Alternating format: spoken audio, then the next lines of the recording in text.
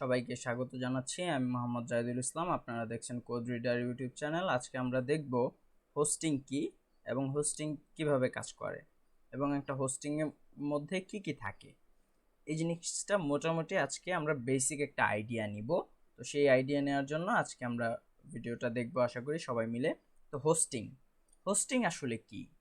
Hosting হচ্ছে একটা জায়গা, একটা কম্পিউটার, এমন একটা কম্পিউটার যেটা ইন্টারনেটের সাথে সব সময় সংযুক্ত থাকে।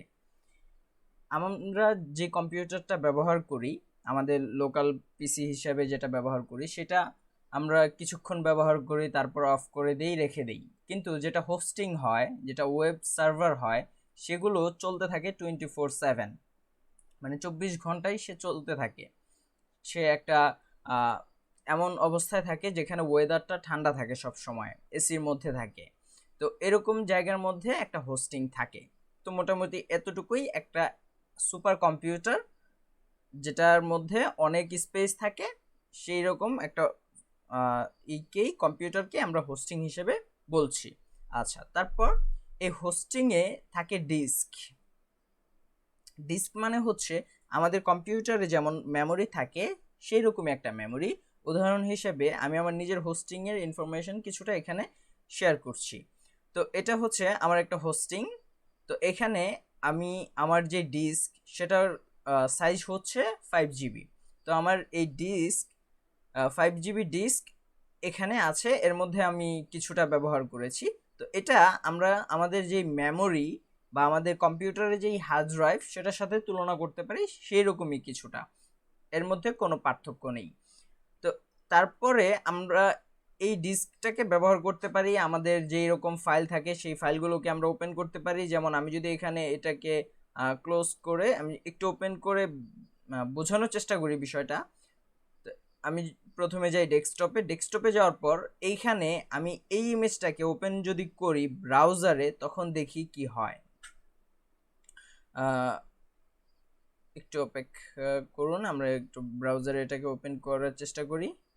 এখান থেকে পারা যাচ্ছে না, তো আমি এক কাজ করি, আমাদের যেহেতু HTML ফাইল আছে সেটাকে আমরা ওপেন করি, এইখানে ওপেন করি। এইখানে আমরা একটু বিষয়টা খেয়াল করি। এই যে আমাদের ফাইলটা, এটাকে আমরা অ্যাক্সেস করতে গেলে দেখেন এখানে কত লম্বা একটা ইউআরএল আমাদেরকে দিতে হচ্ছে। এখন কম্পিউটারের এরকম একটা ইউআরএল থাকে, তার দ্বারা আমাদের ফাইলগুলোকে আমরা খুঁজে পাই। এই যে যেমন এটা index.html, এটাকে আমি পাচ্ছি আমার লোকাল যেই কম্পিউটার, সেই কম্পিউটারের মেমোরি থেকে। কিন্তু আমরা যদি একটা সাইট বা একটা ওয়েবসাইট থেকে আমরা ডেটা নিতে চাই, তো সেই ডেটাটাকেও তো কোথাও না কোথাও থাকতে হবে। সেই ডেটাটা যেখানে থাকে সেটাকে আমরা হোস্টিং বলছি, সার্ভার বলতেছি।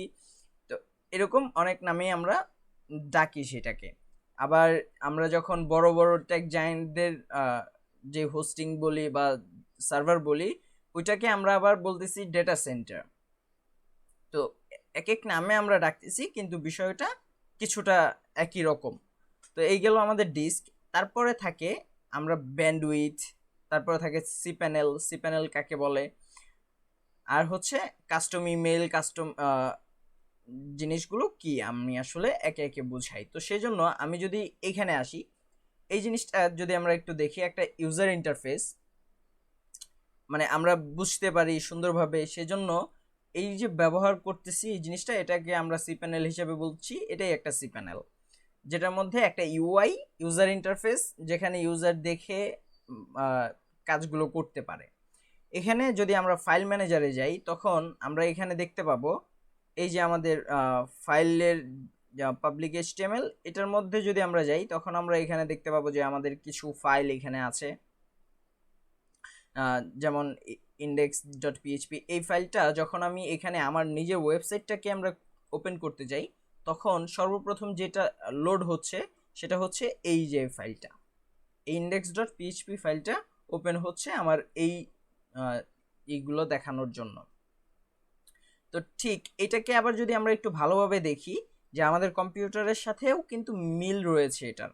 আমরা এখানে এখানে যেরকম HTML আছে এখানে কিন্তু HTML এর জায়গায় PHP আছে, যেহেতু এটা একটা আমি PHP দিয়ে তৈরি করা, সেজন্য এখানে PHP আছে। তো এটাও কিন্তু এটার মধ্যেও HTML আছে। তো যারা বুঝছেন না তাদের জন্য আসলে টেনশনের কোনো কারণ নেই, আমরা পরবর্তীতে যখন নিজেরা কাজ করব তখন বিষয়গুলো ক্লিয়ার হয়ে যাব। আচ্ছা, আর এখানে আরেকটা জিনিস, এটা হচ্ছে একটা আইপি।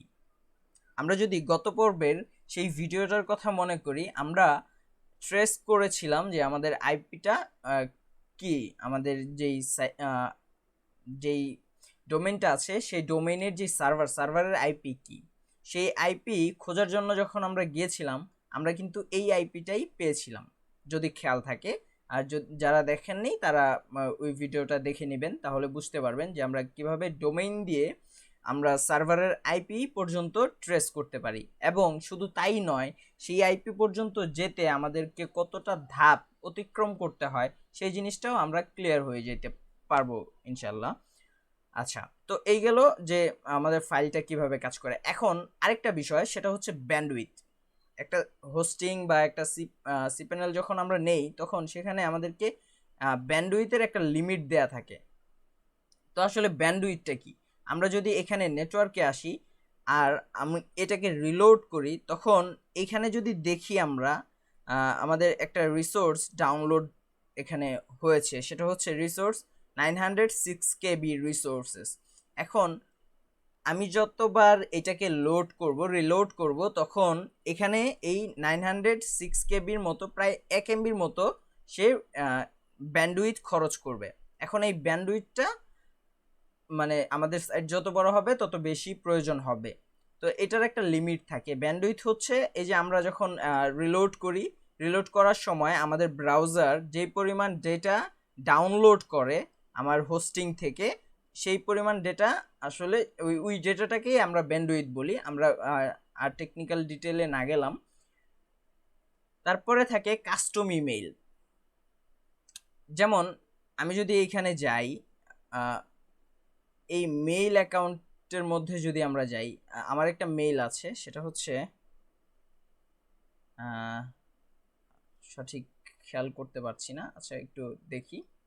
এখানে যদি আমি যাই ইমেইল অ্যাকাউন্ট, এখানে দেখেন মেইল @, আমার যেই ওয়েবসাইটের নাম সেই ওয়েবসাইটের নামে একটা ইমেইল।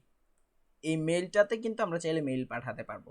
তো এটার মধ্যে পার্থক্যটা কি, এটা হচ্ছে একটা এমন মেইল যেটা আপনার, আমরা যখন জিমেইল ব্যবহার করি এখানে কিন্তু gmail.com লেখা থাকে। তো এই জিনিসটা হচ্ছে না, এটা আপনার নিজস্ব ওয়েবসাইটে চলে আসছে। তো এটা হচ্ছে কাস্টম ইমেল আমরা বলতে পারি। আমরা যখন একটা ওয়েবসাইট নেই একটা ডোমেইনের সাথে, তখন সেই ডোমেইনের সাথে এইরকম আমরা কিছু ইমেল ক্রিয়েট করে নিতে পারি। আচ্ছা, তারপরে আমাদের থাকে আমরা যদি এখানে একটু দেখে নিই আর কি থাকে আমাদের, ডিস্ক, ব্যান্ডউইথ, সিপ্যানেল, আমরা সব কিছুই কাভার করে ফেলেছি। তো এই হচ্ছে মোটামুটি আমাদের আজকের এই ছোট একটা হালকা এক্সপ্লেনেশনের একটা ভিডিও, যে হোস্টিং কি, হোস্টিং কিভাবে কাজ করে। আশা করি সবাই বুঝতে পেরেছেন। সবাই সাথে থাকবেন। আর আপনাদের যদি কোনো প্রশ্ন থাকে আপনারা আমাকে সরাসরি করতে পারেন, অথবা আমার মেইলে আপনারা মেল করতে পারেন। ইমেলটা আপনারা ভিডিও ডেসক্রিপশনে পেয়ে যাবেন, অথবা ফার্স্ট কমেন্টে পেয়ে যাবেন। তো সবাই ভালো থাকবেন, সুস্থ থাকবেন। আল্লাহ হাফেজ।